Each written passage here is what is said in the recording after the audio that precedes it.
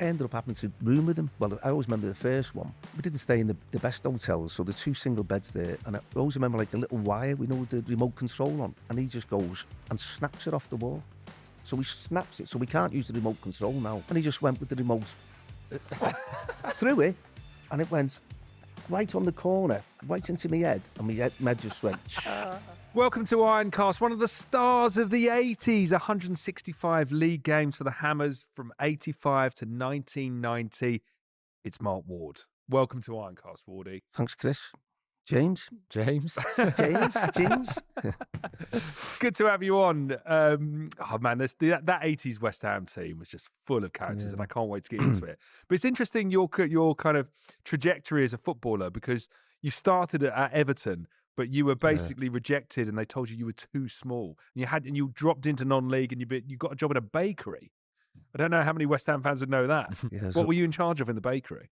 I was. They just made the job for me because obviously I went to Northwich when Everton let me go at 18. They said I was never be big enough, strong enough, or quick enough to play at the top level. I'm still not big enough, but I did work at me strength, and then I got a lot quicker in them 2 years that I was at Northwich. But Robert's Bakery used to sponsor the club, so I was always threatening to leave unless they got me a job, and they got me a job counting the trays because they were all going missing throughout the year. So I used to have just count all the trays that were going on all the lorries with all the bread, and then sit in the canteen eating donuts. Brilliant. Did you?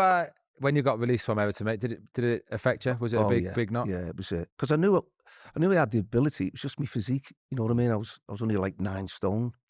So, the previous season I just played at a tournament in Groningen, and it was an under-19 tournament. So scored the winner. So they had to sign me as a pro because there was some special players in that tournament. Koeman played. Some of the big Italian players. There was the 2 English teams were Everton and Ipswich, and we won it, scored the winner. And so they had to. I think if I hadn't done what I did in that tournament, they wouldn't have signed me because they were against having like small players. Really, that was the way it was in them days. At Northwich Victoria, you mentioned it there. You got to the FA Trophy final in 1983, but you got taken out early doors. Yeah. And I imagined a pacey, tricky winger like yourself in non-league. You're a marked man, surely. You're getting taken down all the time. Would that be the case? I always remember that game because I was crying with frustration because he'd done me proper. You know what I mean? It didn't go off, but my leg was gone. But classic kind of halfway. Yeah, it was one of them. He's the dangers. Take him out. You know what I mean? He'd be sent off now, but in them days it was like... I can imagine him being a player that probably played similar to myself, was he? a bit of a thug. Yeah, I mean, took me right out, and I remember I was that disappointed. I never went up for my medal, and I got in a lot of trouble for that. I just stormed off the pitch, but I got into the England non-league side and played a couple of games for them. So, but Norwich was a great experience for me. I'm just going to go back to what Chris said there. Do you think that, like you said, that did you get more physical playing in the lower leagues? Did you toughen up a little bit? And like the next youngest was 28, and I was only 18, and my 2 centre halves was Jeff Forshaw, he was the joiner, and Kenny Jones. He'd been there 15 years. Kenny's arms was just like, he was just a stocky. Jeff, they were a partnership on the pitch. They worked together, they dunk together, they done everything together. And it was like you could see they read each other so much. And that was the backbone of the team, that them two, they were, and no one messed around with them. I remember getting bullied in a lot of the games, especially against Barnes. We played Barnes. I was a midfield player, and he was bullying me really. And Jonesy went, "I'll see you afterwards in the bar." and he started swearing at him and saying, "You scouse this and scouse that." So when I was in the bar, the other teams come in, you get the sandwiches out, and Kenny walked straight up to me and said, "Come on, me and you outside now." Yeah. He went, "Oh, don't be like that." He went, "No, come on, let's do it now. Let's sort it out." And he wouldn't go outside. He was too afraid, really. But these are the things that happened in non-league football. The good old days. Yeah. You mentioned, I think your temperament is something I find really interesting because you are a tricky winger. And pacey tricky wingers are not usually known as hotheads. But you're like, your temperament, they're like walking off, not getting a medal. Stuart Pearce called you the hardest player he ever came up against. And I think a lot of defenders would have said that in their time, that You were a hard man, essentially. Where did that come from? Did you always have that?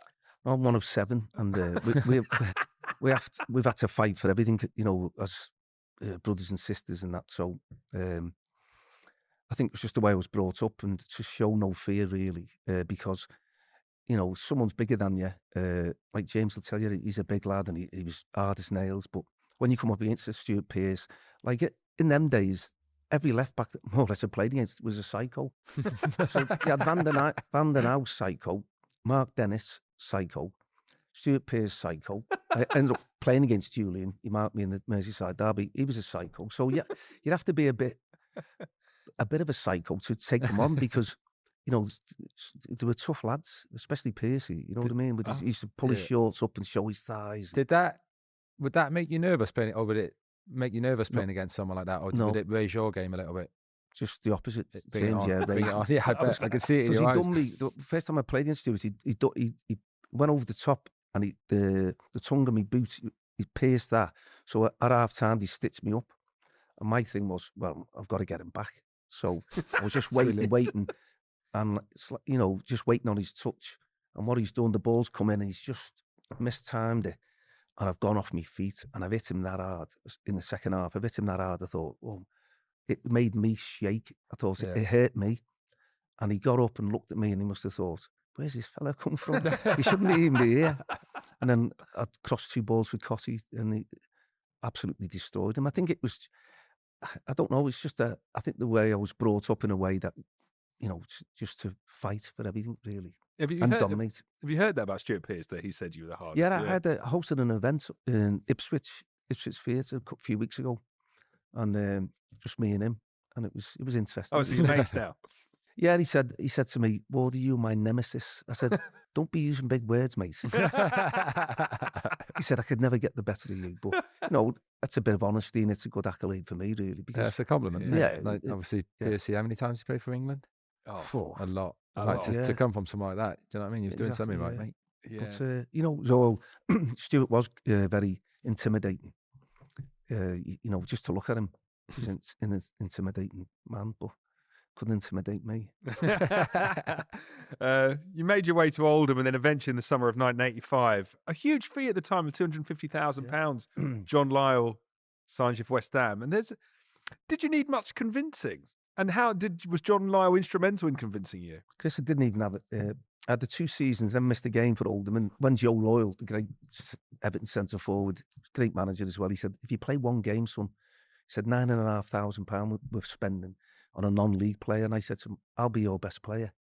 And he just laughed. He said, if you make 1 appearance this season, and so on the Tuesday, I signed. And I said to my dad after the first training session, Dad, no one can get near me. I'm the best player. He went, Mark, you've only been there 2 seconds. I said, so we played behind closed doors, done really well in the game. And then on the Thursday, I said to my dad again, if he doesn't play me tomorrow, he's missing the boat here. So after training on the Friday, he come up to me and he went, so Big Joe, and so I'm looking up at him, he goes, got some good news for you, son.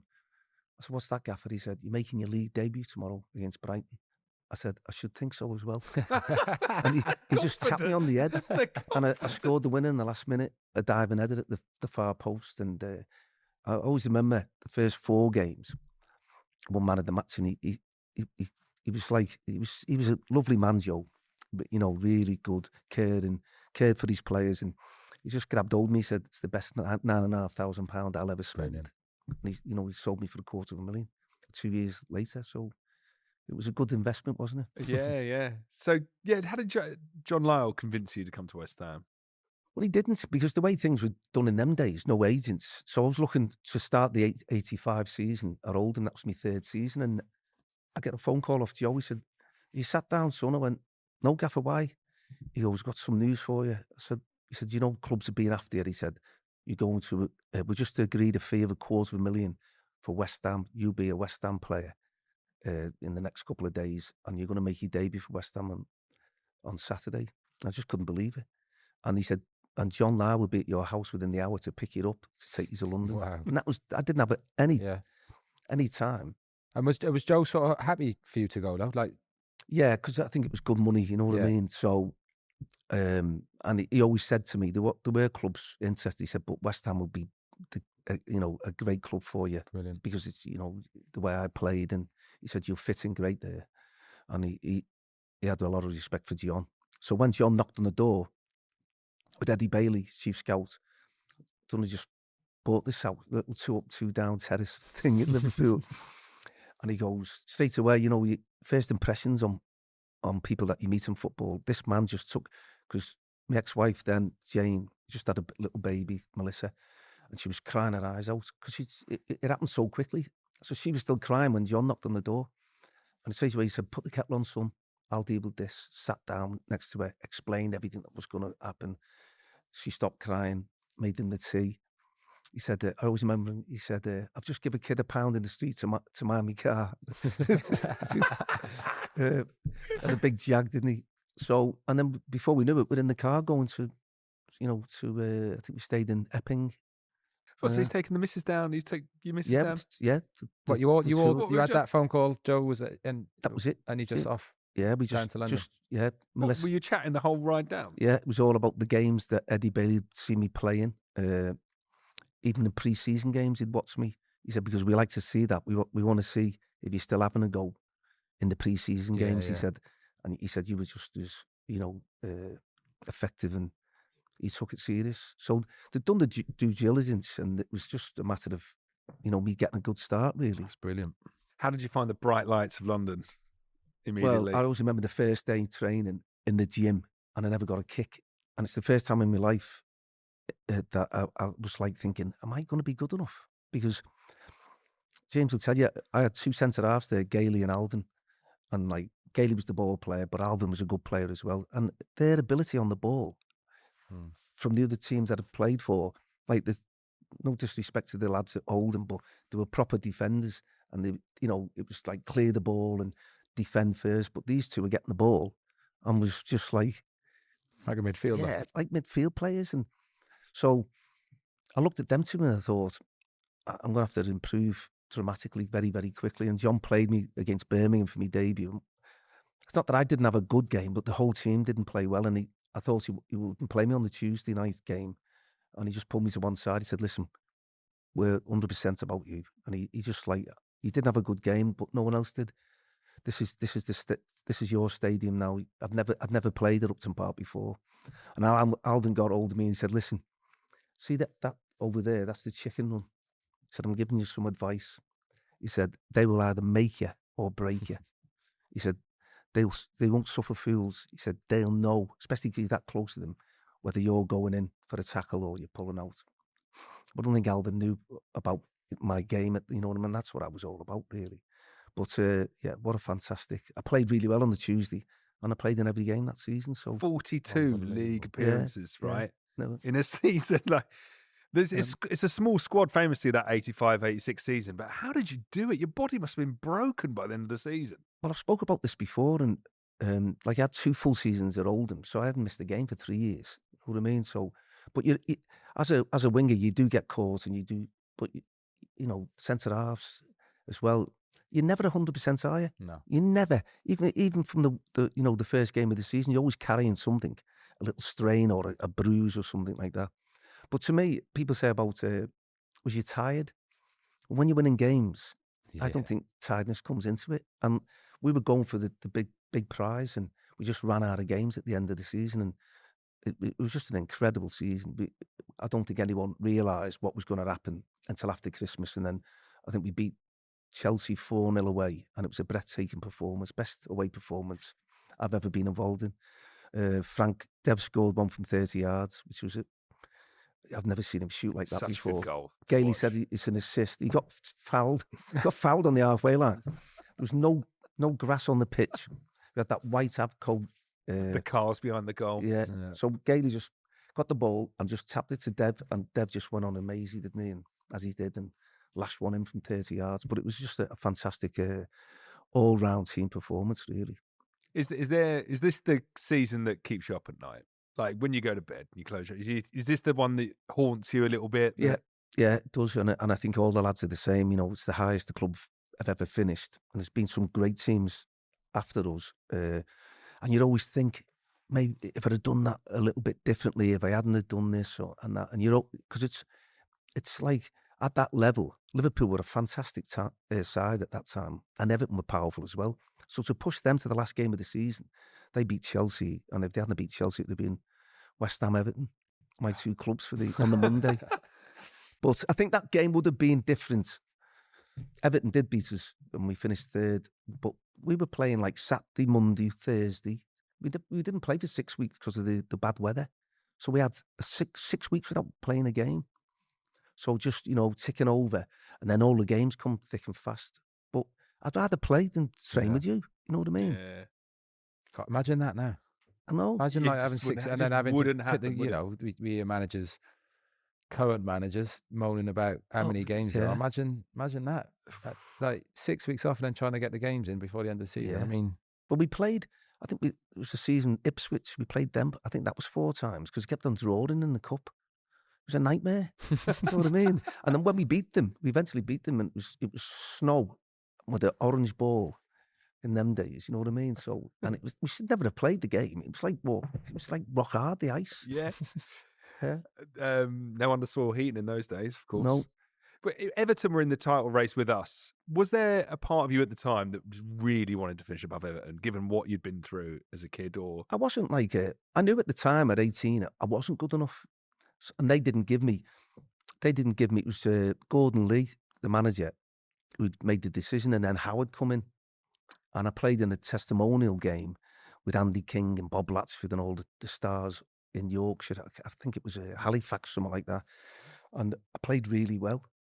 And Howard said to the coaching staff, "Are we sure about this lad? Because he was the best player on the pitch." And they went, "Well, it's not his ability; it's his physique." still on about. So I had to work on that. And my old manager Johnny King, he was the manager at Tranmere, he'd done really well there. He helped me.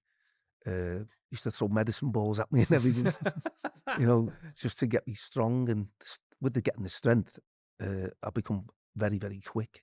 And without that pace, I don't think I'd ever made it at the top. I needed that pace to get away. You know what I mean, from the defenders. Yeah. Well, I've been asked, like I when I have interviews and speak about moving to West Ham, I know it was a few years later. Did you love the club straight away? I know we speak, and I'm fortunate enough to spend a lot of time with Wardy now, like because with the ambassador stuff and that. Did you have that real? I say it because I think East London seemed like it was similar to where I grew up, bit working class, bit gritty. Did you have that sort of feeling when you signed? Straight away, Alvin being a Scouser as well, and he was a great captain, and he obviously, we were only young coming down, and Jane was missing her mum, and she was always back up. So I was going to Alvin's a couple of nights a week to have me dinner. Oh, were you? Yeah. Oh, so he's a good man. And I think at the time it was a real family club. You know what I mean? Everyone was just there to help you in any way. And John's door was always open. I remember saying to him, Jane was a handful. I can't live down here, missing me mum, this, that, and the other. I said, well, what do you want me to do? I said, I've got in the team and playing well, playing really good football. She said, you're going to have to speak to John. And I went, so I had 6 weeks. I'd been at the club, and I went in and knocked on his door. He said, come in, son. So I said, John, I've got a problem. And he goes, what is it? I said, Jane wants us to move back to Liverpool. He went, I'll be at your house tonight at 6 o'clock. I'll be at your house tonight at 6 o'clock. Make sure she's there. I said, I've got the manager coming round now tonight. She went, why is he's coming here to speak to you? 6 o'clock on the dot. John was brilliant at dealing with things other than football. You know what I mean? It's just like, he was the best. Knocks on the door, and as we're walking down the hallway, she's in the living room, and he pops his head round. He said, now, my lady, what's wrong with you? And she starts, he said, you can turn them taps off. He's going nowhere. You put the kettle on. So I was like, putting the kettle on. He sat there, and she was just like, what happened in the end? I got a £200 rise. I'd only got incredible. He went, right. She went, well, we just moved into this house. It's 80 grand and the mortgage and this, that, and the other. And he went, listen, we'll sort this out. He's had a good start. He said, what if I give him another £200 a week? He said, and she just started smiling. It's another pair of shoes for her, wasn't it? I mean, that's beyond his times, though. That's sort of dealing. Yeah, do you know that's what I mean? Like as a manager to come, It's brilliant. I don't think you'd Took see it his in own- modern days, but to be able to come in and speak to family like that, it's unbelievable. James, what he did, he used to say, right, we were in the hotel before we bought the house, and so I'd go with him to the hotel, pick Jane, and he'd take us all around the estate agents, Louts and Epping and all that, like for hours, and like drop us back off. it's And mad. and I think that sort of manager he was, a bit like Howard. You'd run through a brick wall for John Lyall. I would have done. Yeah. You know what I mean? He was just an amazing guy, and I think that's why I think that season we just gelled together for some reason. You know, there's only signed me and Frank, and Alvin always says they sound two players, one from Glasgow and one from Liverpool.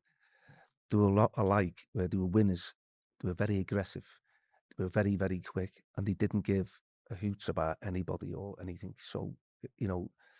That season couldn't have gone any better. And like when you think Tony and Frank scored 58 between them. Mad, goals, isn't it? Unbelievable. So 86, we nearly win the league, but a year later, we begin this kind of downward slide that progresses through the rest of the 80s. And I wondered, Wardy, if I gave you a time machine and took you back to the summer of 86 and I'd said you could sit down with John Lyall, what would you tell him? What could we have done differently to build on the achievements of 86? Well, it's only to reinforce the squad. And he didn't get any money. Realistically, he didn't get any money to. You know, we finished third. Like we had a very small squad anyway, so the team picked itself. You know what I mean? There was no one really to be behind Frank and Tony up front, and players do get complacent, don't they? And I think that the problem that the club had, or what John's problem was, that he never got any money to invest in the squad. It'd be unheard of now, wouldn't it? That following season, though, there's a few players emerged from the academy. Kevin Keane, who was on a recent episode of Ironcast, but also Paul Ince and Steve Potts, who had gone to captain the club. Yeah. Do you remember seeing those players in training, and did you have an appreciation for how good they were going to be immediately? Yeah, without a doubt. Especially Ince. Paul didn't have a car, so I'd take him if he needed a dentist and all that. So you just knew straight away he had this arrogance about him. So when he got into the first team training sessions and that, and he got into the dressing room, I always remember Liam Brady, the legend Liam Brady, come from Italy, and he's up against Liam, and Ince goes into a tackle, doesn't foul him, dead strong, wins the ball, beats another player, and bangs it in the top corner. Unbelievable skill, had everything. And he turned around to Liam and went, "You used to be the top man, but I'm the top man now." Did he? And I went, How old was he then? he was what, 18? Wow. So, but you know what yourself, James, is I'm very respectful, especially of the older players. And then he had to be told, you know, by Alvin, settle down, "You can't son." say that. How do you contain like a player like Paul Ince, like, because that ego is kind of what drove him on, I think. Well, to be yeah, listen, it's you don't want to stop him being the player that he was, but it all comes to a head with him because he was getting really lippy and that, and we were playing Luton away, and Alvin was playing centre mid, and he'd give the ball away cheaply. And I always remember Alvin saying this: "Ince, tighten up, don't be giving the ball away too easy." And he's turned round, and the worst words he could have said: "F off, you scouse." Really? Right. I bet Alvin took that well. I'll tell you what he done. And we're getting beat. So at half time, I'm behind Ince, and then Alvin comes up behind me and just pushing me to one side, turns him round, pulls him up, right, by his throat, up against the wall, and butts him. I swear to God, butts him right in the nose, claret everywhere. He just fell to the floor. Don't ever speak to me like that again. Did he play on, Ince? Yeah, Was that half time? Yeah, half time. He come on, we got beat that day, but it was, to me, that's things, you know, you sometimes in life you've got to do things. the 80s. Yeah. It The sounds right up 80s, my street. I'm not gonna lie. blimey. It sounds like I would have Thanks. fitted in nicely, Wardy, in your team. I think we learnt a lot from that. Julian Dicks joined the club in 88. Yeah. What was he? I imagine the two of you got on. He just kicked everyone in training. So ruthless. I mean, going over the top and everything. So, and obviously I was up Really, against, he was doing that in training Yeah. to his own. yeah, his it was a teammates? proper bully like. So we were up in a training session, and so I'm right side and he was left side. So There's always going to be problems, wasn't there? Anyway, he does me, and then we end up fighting. So John sends Julian in. I'm on the side. He said, I'll see you in my office after training. So it's like the headmaster, wasn't he? So we're outside, and I'm just looking at him, and he's looking at me. And there's animosity, you know what I mean? Because I couldn't have my own players, trying to injure. And this is what he was like. He was like, I always thought he had a screw loose, you know what I mean? He was naughty. And we spoke about this. So anyway, we get into the John's office. He said, I've got a problem here. He said, 2 of my best players, someone's leg's going to be broken. And Julian went, as he would, well, it's not going to be mine. And I went, looked at him like that. He went, I've had a good think about this. He said, from now on, you're rooming together. Oh, did he? It's genius. That was, I've heard that. Yeah, and he said, and you've got to be on the same side in training to protect. Sensible. And in the back of my mind, I wasn't scared of him, but I was thinking, well, you ain't going to pull out of a tackle. You ain't going to pull out. It's going to happen, isn't it? But James, some of the tackles, man, it was just like, you know what I mean? So was he quite? Sorry to interrupt. Was he quite quiet, Dixie? Julian, like when he wasn't training and that. Yeah, very. Honestly, because he came in with Slav, obviously, didn't he, as coach? And Benny, I used to know him as a player, and like you say, I knew he was ferocious, to say the least. But I find it like he was quite chilled. I don't know if that come with age. I thought he was very chilled off the pitch. Yeah, very humble in loads of ways. You know what I mean? He was like, so I ended up having to room with him. Now the first couple of, I always remember the first one. We didn't stay in the best hotels, so the 2 single beds there, and I always remember like the little wire, the remote control on, like. So I get on my bed and he's on his, and he just goes and snaps it off the wall. So he snaps it, so we can't use the remote control now. So I went, that's all right, isn't it? I said, we've got to get up now to, turn the telly over. And he just went with the remote through it, and it went right on the corner, right into my head. And my head just went, next minute we're fighting, and Alvin comes in. It was just a nightmare. He burnt me with an iron. It sounds absolute carnage. Oh, and then he was getting on though. He was like, we ended up being really, you know what I mean? I've done loads of events with Julian and all that, and it was when we reminisce about the things that we did. The iron thing that was a big problem for me, because he's ironing his shirt. I'm in the shower, so I come out, giving it all that like that. I said, leave the iron up there. And as I walked past him, he's got the iron and just gone bang right on my ass. I had a V like that. The skin was on the skin stuck on the iron. Stuck on the iron. So I'm screaming, gone to the window, and I'm going, ah! And he's looking at me like that. So I've gone to get him then, haven't I? Then he's going like this. He hasn't come near. I'm thinking, I'm going to get a V here. Home Alone. And I thought, he's going to do me again. All right, so just back off. But these are the things. It was a bit of like a, I don't want to say power struggle, but you had 2 big players. Do you know what I mean? Was it like would that have been a part of it? I think we respected each other because Julian was a very, very good player. And we ended up having to respect each other. And John's, like you said there, is genius, really. Yeah.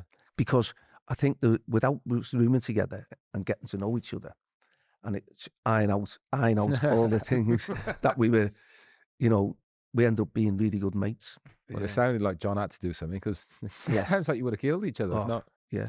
Because and it worked. I was up, you see, it was not just me, it was everyone. Yeah. Going over the top, and everyone was.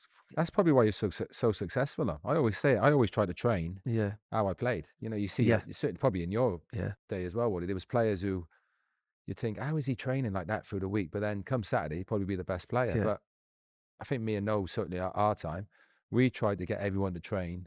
Maybe not the tackling that used to go on in Morley's day, but try and train as if you're playing. Yeah. And I think that might be a thing at West Ham, because the training, I remember tackles and fights in training even when I was there, but I think it might be a thing at the club that you've got to train flat out every day. Because of my size and all that, fitness was a massive part of my game. My dad said to me, don't let fitness, my sort of thing when I went out was to destroy my opponents. And I always thought, if I destroy, the midfield player or the fullback, and get the better of them, and we all do that around the pitch, 6 of us, got more of a chance of winning the game, haven't you? Dominate your opponents, and that's what all I looked at. And then if I'm dominating the opponents, help my teammates out as well. And I think it was just a way that I was taught through my dad and that. You know what I mean? Back on Julian Dicks, can you believe he became a senior member of the coaching staff in his period? Because it seems like the player you played with. I think. Listen, Julian played a lot of football, and he had terrible injuries, and his knees. It's one of the worst knees I've seen, and he hopefully he'll get it done. I know he's gone back to America, but hard as nails. I mean, and what a left foot. I mean, it's like a wand.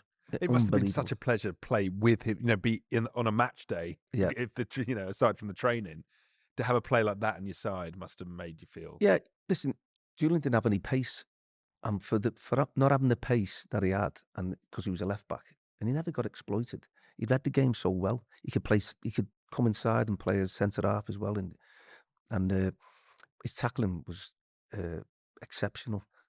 You know what I mean? So, but I've seen some of them, and it's ridiculous. You'd just be exceptional when he won the ball. Maybe not all the time. Yeah. So summer of '88, Tony Cottee leaves, and then '89, we get relegated, and John Lyall leaves. Lou Macari comes in.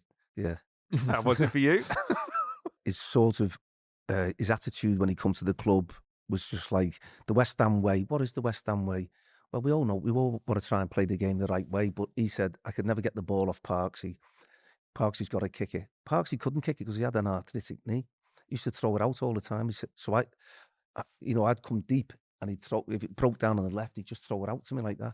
Couldn't get that. We all had to go up to the halfway line. So straight away, he was trying to change things his way, and I would never have left the club only for him coming, because if they'd put Bonzo in charge or someone within the club, I'd have stayed because I was happy. I was happy at West Ham. Oh, it's heartbreaking, but interesting. You're an interesting part of West Ham history in that the way you leave, and Trevor Morley and Ian Bishop come the other way. Ian Bishop being a fellow Scouser.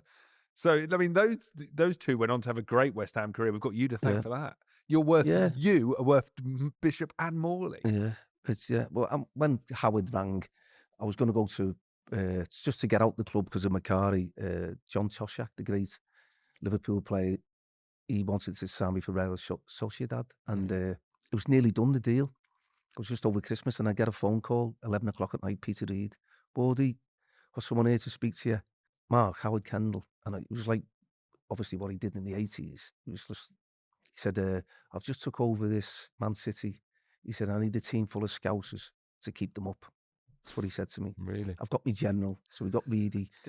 Reedy said, you're one of the best in the business at this moment in time. He said, and he had to get all the evidence, because there were 9 points adrift at the bottom. They'd just been beaten 8-0. They were all kids, really.